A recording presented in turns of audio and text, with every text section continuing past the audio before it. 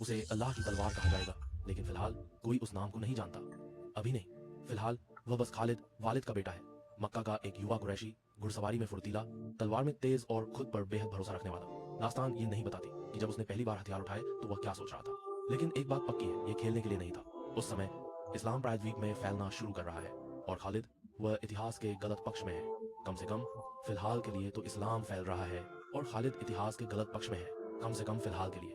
क्योंकि वही, हाँ वही, जिसने मुसलमानों को उहुद में उनकी सबसे कड़वी हारों में से एक दी, एक रणनीतिक जीनियस, उसके दुश्मन भी मानते हैं, वह फौज को घेरता है, वही वार करता है जहां सबसे ज्यादा चोट पहुंचती है और निकल जाता है, एक साई की तरह। उस दिन कुछ लोग सोचते हैं कि वही असल में ईमान वालों का कहर है, लेकिन इतिहास इससे अधिक चंचल है, क्योंकि कुछ सालों में यही खालिद खुद पक्ष बदल देगा। और जब वह ऐसा करता है, दुनिया कभी पहले जैसी नहीं रहती।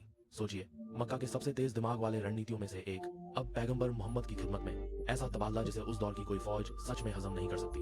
धर्मांतरण आम है, लेकिन खालिद वह एक जीती जागती हथियार है जो अभी अभी हाथ बदल चुका है। बहुत जल्दी वह वही करता है जो वह सबसे अच्छा करता है, जितना।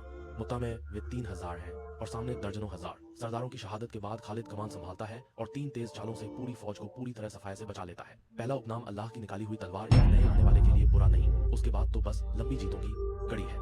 बीजेंटाइन साम्राज्य और फारस वाले उसे वैसे आते देखते हैं जैसे क्षितिज पर काला तूफान, पता होता है उड़ा दिए जाएंगे। यरमुक में वह 5 गुना बड़ी फौज से भिड़ता है, उन्हें तोड़ देता है। सचमुच रिवायतें रेत के तूफानों, बिजली, सीधावों, अंदरूनी गद्दारी की बात करती हैं, लेकिन इस अफरातफरी के बीच एक बात यकीनी है, खालिद हर बारीकी पर काबू रखता है, जैसे किसी सिम्फनी के बीच एक उस्ताद तबाही की सिम्फनी।